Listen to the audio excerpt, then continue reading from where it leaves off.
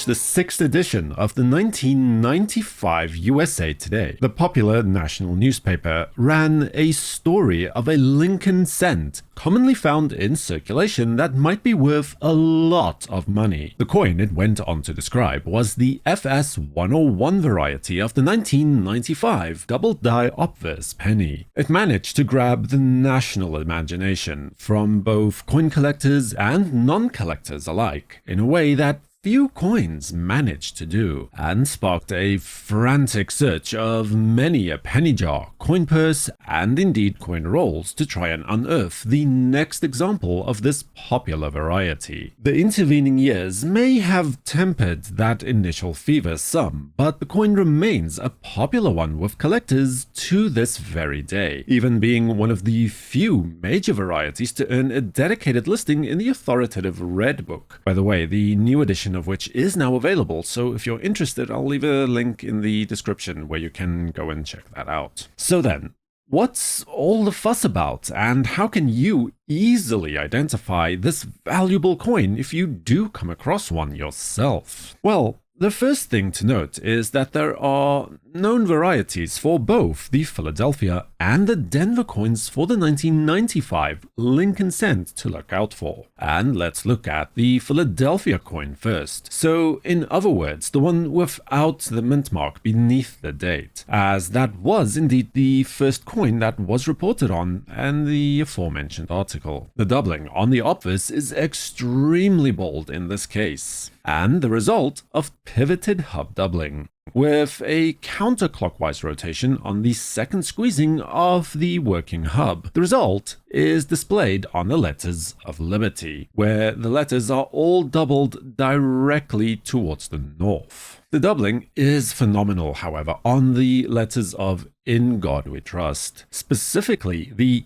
In God We portion. Here, the doubling displays towards the right of the letters, in keeping with the counterclockwise rotation that was mentioned earlier. You see, one of the hallmarks of a pivoted hub doubled coin, of which this is an absolutely excellent example, is the fact that the doubling is not necessarily uniform across the entire design of the coin as it might appear on a class 1 doubled coin, for example. On this coin, the pivot point was nearer to the 4 o'clock point than towards the center of the coin, which explains why the doubling is so strong on the letters of In God as well as Liberty, as they are further away from the pivot point, but on the letters of We Trust, it noticeably begins to fade as you move closer to the pivot point again. And the date, which is practically on top of the pivot point, there is very minimal doubling, if any at all. Best noticed on the tail of the first number 9,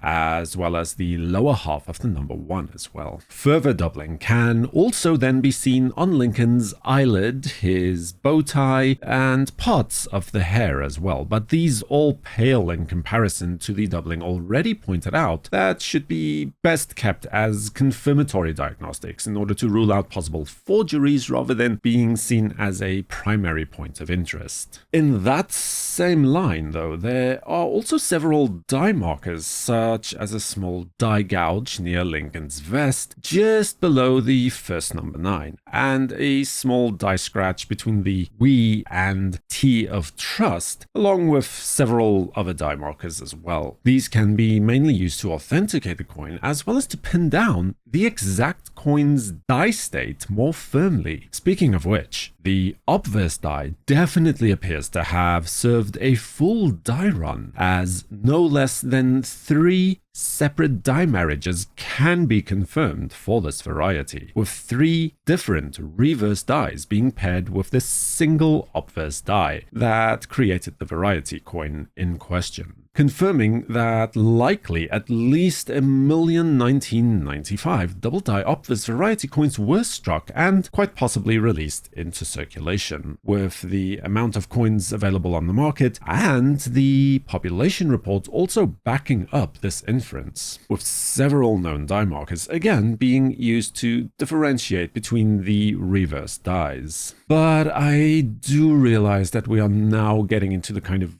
minutiae that, while infinitely fascinating for some, most collectors probably don't really concern themselves with too much. So let's move on from there, shall we? Now, in terms of value, the coin remains extremely popular, and although not the scarcest coin amongst its ilk, it can still be rather valuable in the higher grades. By example, in 2019, a PCGS graded MS69 red coin was sold at auction for the sum of $4,560. Which is not even the auction record for this type, and in 2020, a similarly graded coin was also sold at auction for an equally impressive $3,878. And that isn't even all. Another strong double die for 1995 was also soon discovered, in part due to the attention that the previous coin drew. This time, however, the doubling is on the 1995 D Lincoln cent from the Denver Mint. That would be indicated by the D mint mark just below the date. Just as with the previous coin from the Philadelphia Mint, this too is the result of pivoted hub doubling, but this time the pivot point was closer towards the 8 o'clock mark on the coin instead, meaning that there is little doubling of really any note on the words liberty. The letters of "In God We Trust" are all doubled very nicely again, with the letters of